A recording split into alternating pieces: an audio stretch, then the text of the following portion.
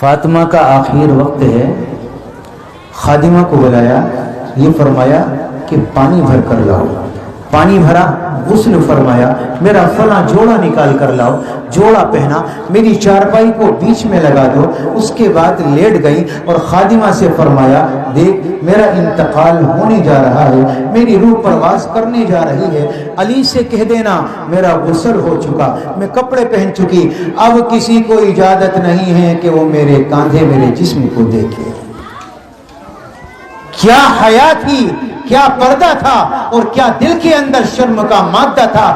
علی کہہ دینا میرا غسل ہو چکا، میرا کفن ہو چکا، اب کسی کو اجازت نہیں کہ وہ میرے کپڑے دیکھے یا میرا کاندھا دیکھے۔ نہیں نہیں نہیں، تاجدار مدینہ امام الانبیاء محمد الرسول اللہ کی بٹیا لیٹ گئی، دنیا سے چلی گئی۔ میرے پیارو، اسماء بنت عمیس، کچھ دن پہلے کا واقعہ، ان کو بلایا، فرمایا میں یہ چاہتی ہوں بھلے سے میرا جسم اندر رہے لیکن قد و قامت کا پتہ نہ چلے، جنازہ ایسا بنانا۔ تو یہ حبشہ کی جانب ہجرت کر کے گئی تھی، انہیں معلوم تھا وہاں پر کچھ لکڑیاں پھنسائی جاتی اور پھر پردہ یوں ڈالا جاتا جس سے اندر کے جسم، اندر کا مردہ نظر نہیں آتا کہ اندر ہے کون، یا کس قد و قامت کا ہے، یا مرد ہے یا عورت ہے، یہ پتہ نہیں چلتا تھا۔ تو اسی طریقے سے ان کی قبر، ان کے جنازے کو لے جایا گیا اور ان کے تختے کو، اس کی ناش کو لے جایا گیا۔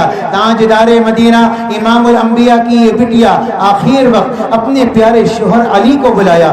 ایک پردہ تو اللہ نے خود فرمایا لیکن دل کا تصور ہوتا ہے۔ علی کو بلا کر کہا علی میری ایک وصیت ہے، میرا ایک حکم ہے۔ فرمایا علی نے اے فاطمہ تم میری بیوی ہی نہیں رسول اللہ کی بٹیا بھی ہو، نہیں نہیں آپ کے حکم بھی مانیں گے اور آپ کی وصیت پر بھی عمل کریں گے۔ فرمایا کیا؟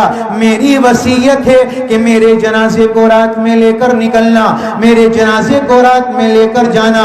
فرمایا اے فاطمہ ایسی وصیت کیوں؟ فرمایا میری تمنا یہ ہے کہ چاہے میرا جسم کفن کے اندر رہے لیکن میرے کپڑے پر بھی غیر محرم کی نظر نہ پڑے۔ فرمایا علی جب سے اللہ نے قرآن کے اندر پردے کا حکم نازل کیا، میرا جسم تو بڑی چیز ہے، میرے کپڑے پر بھی غیر محرم کی نظر نہ پڑی۔ یہ حیا کا عالم تھا، یہ شرم کا عالم تھا حضرت فاطمہ الزہرا کا۔ اللہ کا نظام وہ بھی دلوں کے حال سے واقف۔ اللہ تبارک و تعالی نے جب موت طاری فرمائی تو رات ہی کا وقت تھا۔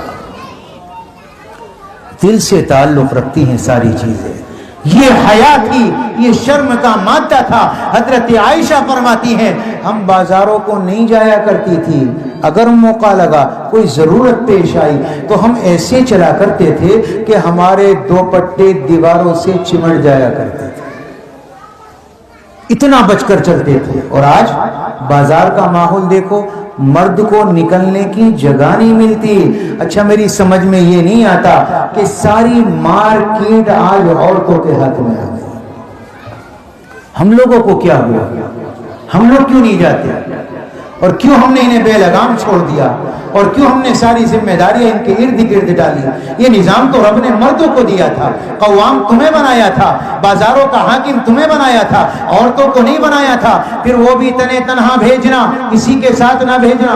چلو ایک بات سمجھ میں آتی تھی، کوئی ضرورت کی ایسی چیز ہے جو عورت کے بغیر تکمیل تک نہیں پہنچ سکتی تو ساتھ میں جایا جاتا، پردے کے ساتھ جایا جاتا، حیا کے ساتھ جایا جاتا۔ لیکن نہیں، مرد گھر میں بیٹھا ہے، عورت تنہا بازار جاتی ہے، پھر بازاروں میں جگہیں نہیں۔ میرے پیاروں حال وہ ہے کہ کسی عورت کا چہرہ نظر آتا ہے، کسی کا جسم نظر آتا ہے، خد و خال نظر آتا ہے۔ مجھے ایک بات بتاؤ، یہاں پر ایمان بنے گا یا ایمان بگڑے گا؟ ایمان سنورے گا یا ختم ہوگا؟ اللہ کے بندو، اگر انسان کا ایمان آسمان کی بلندی کو چھو رہا ہو اور ایک گندی نگاہ کسی عورت کی مرد پر یا مرد کی عورت پر پڑ جائے تو ایمان تحت السرا میں گھس جاتا ہے۔ اللہ کے بندو بچو ایمان بچاؤ ایمان.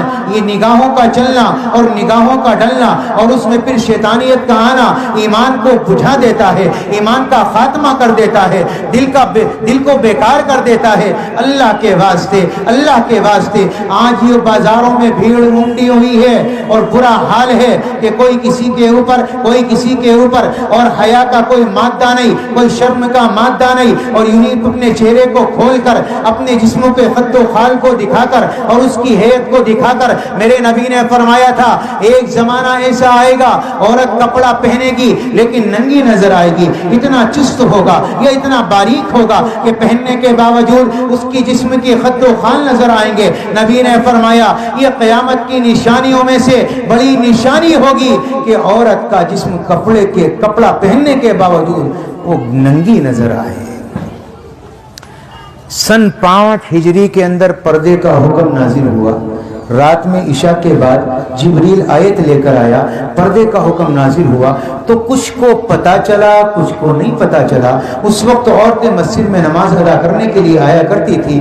جب چنانچہ حضرت نبی پاک علیہ السلام نے جب یہ آیت سنائی تو کچھ عورتیں تو پردہ کر کے فجر کی نماز میں آ گئیں, اور جنہیں نہیں پتا چلا وہ بے پردہ یوں ہی چلی آئی. اور جب وہاں پہنچ گئیں دیکھا کہ کچھ عورتیں نقاب اوڑھے ہوئے, پردہ ڈالے ہوئے. تو عورتوں نے پوچھا کیا بات ہے, یہ پردہ کیوں ڈالا ہوا ہے؟ کہ تمہیں نہیں پتا رات اللہ نے قرآن میں پردے کا حکم نازل کیا ہے کہ اپنے جسموں کو دکھایا نہ جائے, اپنے چہروں کو دکھایا نہ جائے. ایک صحابیہ تھی وہی بیٹھی تھی, انہوں نے ایک بچے کو بلایا, فرمایا بیٹے میرے گھر جا, اور جانے کے بعد ایک چادر لے کر آ. یہ بچہ گیا, گھر سے چادر لے کر آیا, یہ اپنے آپ کو ڈھانپ کر لپیٹ کر جیسے بھی اپنے گھر پہنچی. شوہر نے دیکھا, فرمایا جب تمہیں پتا ہی نہیں تھا پردہ رات میں آیا ہے اور تم صبح چلی گئی تو کوئی بات نہیں, یوں ہی چلی آتی, چادر منگانے کی ضرورت کیا تھی, یہاں آنے کے بعد یہاں سے پردہ کر لیتی. تو انہوں نے کہا میں تجھے کیا بتاؤں, اللہ کی قسم جب پردے کی بات میرے سامنے آئی تو میرے دل نے یہ گوارا نہ کیا کہ میں اللہ کے حکم کے بغیر ایک قدم چل کر بھی اپنے گھر کو چلی جاؤں. کتنی حیا تھی, کتنا اصل ایمان تھا. اصل چیز یہ ہے کہ ایمان ان کی زندگیوں کے اندر تھا. تو پردہ کرنا کیا بڑی بات تھی. جب ایمان نہ ہو تو پردہ کیا, پھر تو نماز کیا, روزہ کیا, قرآن کیا, پھر تو ناچنے والی پیدا ہو رہی. اللہ ہماری حفاظت فرمائے, ہمیں سمجھ عطا فرمائے. میں مؤدبانہ گزارش کروں گا اپنی ماؤں سے, اپنی بہنوں سے, اولاً تو جانے کی ضرورت نہیں, اپنے مردوں کو بھیجا کرو, اپنے بھائیوں کو بھیجا کرو, اپنے بچوں کو بھیجا کرو. اگر بالاتفاق ضرورت پیش آئے تو پردے کے ساتھ اور کسی کے ساتھ میں جایا کرو. میں کہوں گا مردوں سے کہ وہ دیوس نہ بنے, دیوس نہ بنے. نبی نے فرمایا وہ آدمی دیوس ہے جو اپنی عورت کو یوں ہی نکال دے اور اس کی خبر گیری نہ کرے کہ وہ کہاں گئی تھی, کیوں گئی تھی, کیا لے کر آئی اور کیوں لے کر آئی. میرے پیارو وہ دیوس ہے, دیوس. نبی پاک علیہ السلام نے فرمایا عورت کی خبر گیری کرو, اس کے آنے جانے پر تم ساتھ میں جاؤ, کسی کو ساتھ بھیجو, اپنے بیٹے کو بھیجو, اپنے بھائی کو بھیجو. حیا کا عالم پیدا کرو, شرم کا مادہ ان کی زندگی میں اتارو, انہیں بے شرم نہ بناؤ.